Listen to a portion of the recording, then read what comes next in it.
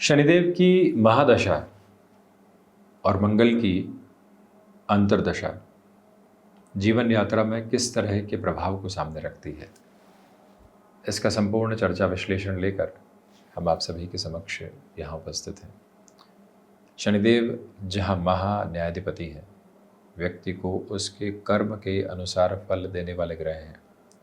वर्तमान में जो कर्म हो रहा है उसी क्रम के साथ में आगे जाकर व्यक्ति को भावी भविष्य के फलाफल निक्षेपित होते हुए यानी मिलते हुए प्रतीत होते हैं। मंगल कार्मिक नियंत्रक ग्रह है।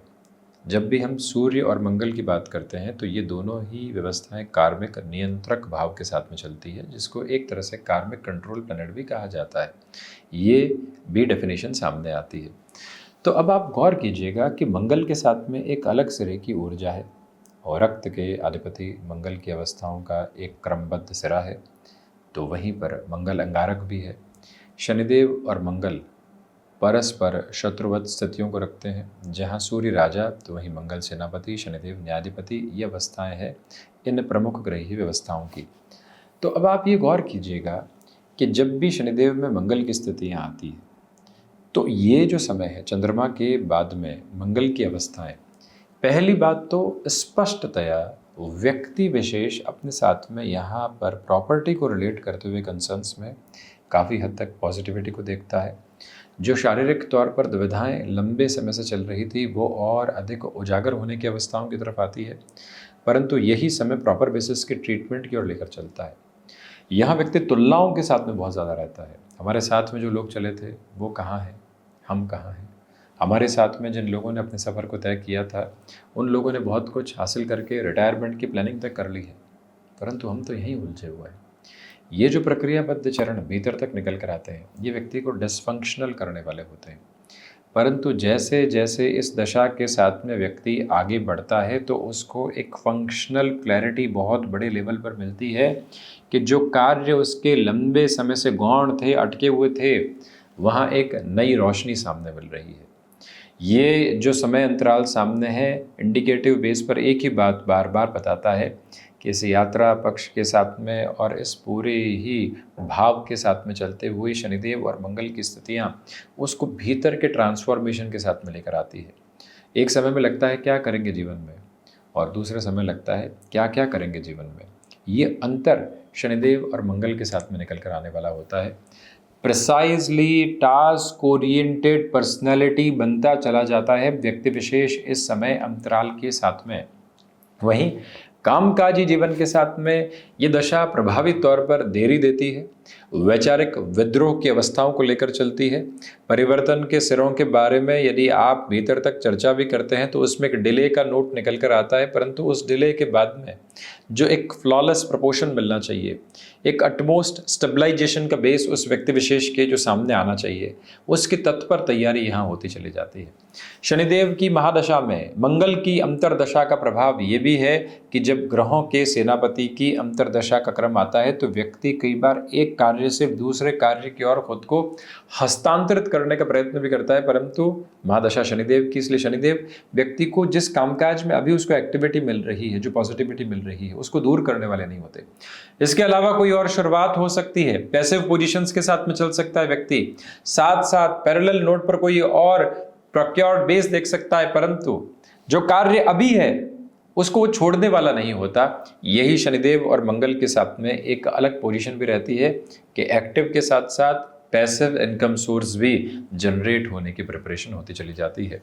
ऐसे समय में ज़मीन संबंधी रोटेशन की अवस्थाएं जीवन यात्रा को काफ़ी हद तक सार्थकता में जोड़ने वाली होती है, परंतु ये व्यक्ति बारंबार याद रहे, अपने भीतर एक सनद बनाकर रखे कि 6th हाउस के साथ में मंगल हो, 8th हाउस के साथ में मंगल हो, 12th के साथ में हो अथवा 2nd हाउस में हो तो उसको ऋण लेने से काफ़ी हद तक संभलना चाहिए। उसमें भी 2nd हाउस में हो तो पारिवारिक पक्ष के साथ में जो मदद ले रहे हैं उसमें लिमिट रखें। 6th हाउस में है तो जो कन्वेंशनल कंसेप्ट चलते हैं उसमें कोई भी लोन की तरफ जा रहे हैं तो संभलें। अष्टम में आकस्मिक स्थितियों के साथ में बचें। द्वादश में खर्चों को बढ़ाकर किसी भी तरीके के ऋण को लेने की तरफ जा रहे हैं तो उससे बचना चाहिए। यानी ज़मीन संबंधी अवस्थाओं के साथ व्यक्ति बारंबार याद रखे कि शनिदेव की महादशा है, शनिदेव का बाहरी भावों में कहीं पर विक्रम हो, परंतु मंगल इन भावों में हो तो ज़्यादा संभले व्यक्ति विशेष। जो महानुभाव आईटी फील्ड के साथ में जुड़े होते हैं, मंगल का दशम के साथ, शनिदेव का दशम के साथ, मंगल का पराक्रम के साथ, शनिदेव का द्वितीय के साथ अथवा पंचम के साथ में संबंध हो, तो यूं समझ लीजिए कि आईटी फील्ड स्पेसिफिक के साथ में ऐसा व्यक्ति अपने नाम को चहुं और एक बेहतर गूंज देने की अवस्थाओं को प्रतिध्वनित करता चला जाता है।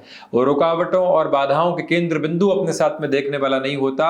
जो योजनाएं उसने लंबे समय के परिप्रेक्ष्य के लिए स्वयं के साथ में जोड़ी है, उसका एक एक अवस्थित होने वाला मातहत क्रम उसके लिए अत्यंत सकारात्मक होता चला जाता है।